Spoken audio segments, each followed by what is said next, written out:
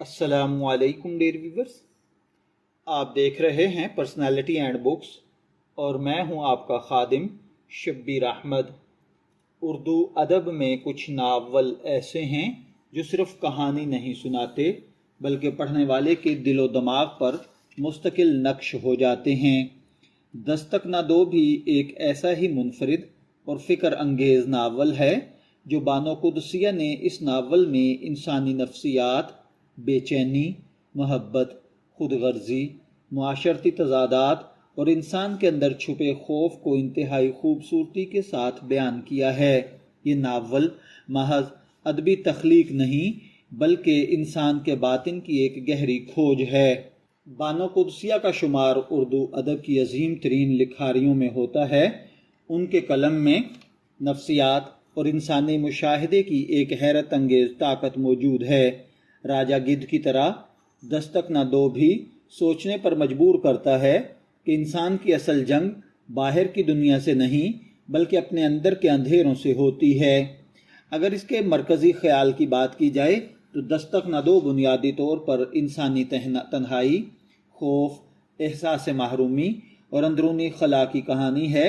اس novel میں بانو قدسیہ نے دکھایا ہے کہ بعض اوقات انسان اپنے اندر اتنی دیواریں کھڑی کر لیتا ہے کہ وہ محبت، سچائی اور تعلقات کی ہر دستک سے خوف زدہ ہونے لگتا ہے۔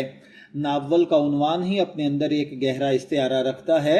دستک نہ دو گویا ایک ایسی روح کی آواز ہے جو دنیا سے تھک چکی ہے، جو مزید جذباتی تکلیف برداشت نہیں کرنا چاہتی، جو اپنے زخموں کو دوبارہ کھولنے سے ڈرتی ہے۔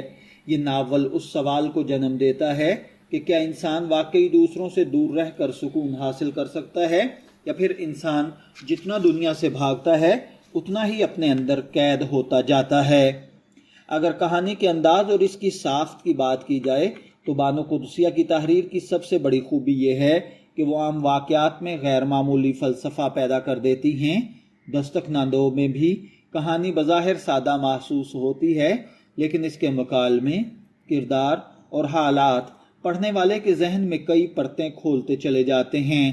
ناول میں جذباتی مناظر بہت طاقتور ہیں۔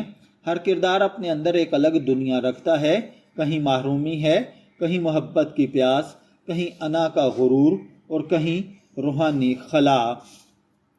مصنفہ نے واقعات کو غیر ضروری ڈرامائی انداز دینے کی بجائے حقیقت کے قریب رکھا ہے۔ یہی وجہ ہے کہ پڑھنے والے کو یہ ناول اپنی زندگی کا عکس محسوس ہونے لگتا ہے۔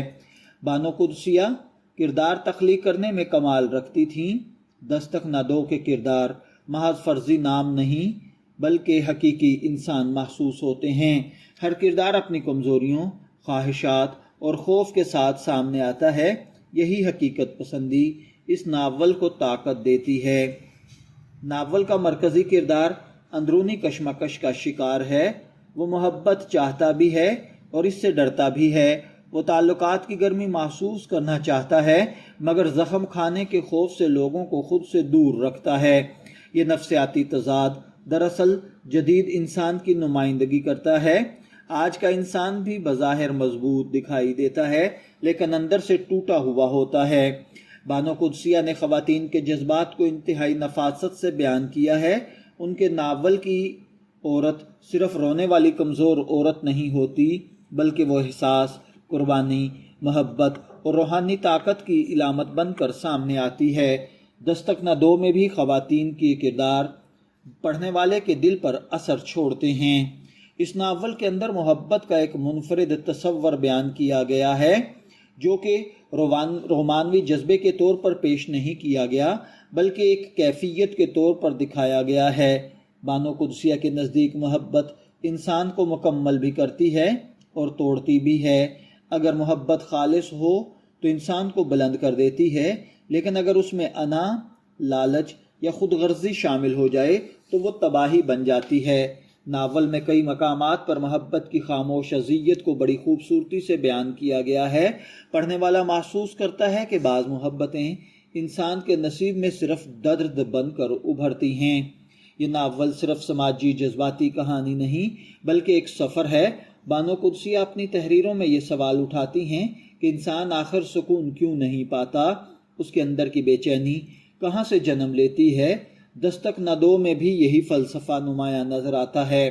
ناول میں دنیاوی خواہشات، دولت، شہرت اور تعلقات کے باوجود انسان کے اندر موجود خالی پن کو دکھایا گیا ہے۔ مصنفہ یہ پیغام دیتی ہیں کہ جب تک انسان اپنے رب سے تعلق مضبوط نہیں کرتا، اس کی روح بے سکون رہتی ہے۔ بانو قدسیہ نے اس ناول میں ہمارے معاشرے کی کئی خامیوں کو بے نقاب کیا ہے، جیسا کہ مصنوعی تعلقات، احساس تنہائی، انا اور خود غرضی، روحانی زوال ہیں۔ آج کی نسل سوشل میڈیا، مصنوعی تعلقات اور ذہنی دباؤ کے دور میں جی رہی ہے۔ دستک نہ دو ایسے ماحول میں ایک آئینہ ثابت ہوا ہے۔ یہ ناول نوجوانوں کو احساس دلاتا ہے کہ ہر چمکتی چیز سکون نہیں دیتی۔ محبت صرف حاصل کرنے کا نام نہیں، بلکہ سمجھنے اور قربانی دینے کا نام بھی ہے۔ انسان کی اصل طاقت اس کے کردار میں ہے۔ بانو قدسیہ نے اردو ادب کو ایک نئی فکری جہت دی۔ ان کی تحریر صرف تفریح فراہم نہیں کرتی، بلکہ انسانی سوچ کو بدل دیتی ہے۔ انہوں نے ادب کو روحانیت، نفسیات اور اخلاقیات سے جوڑا ہے۔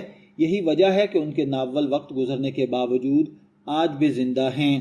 دستک نہ دو بھی انہی شاہکار تخلیقات میں شامل ہے جو ہر دور کے انسان کے دل کی آواز محسوس ہوتی ہیں۔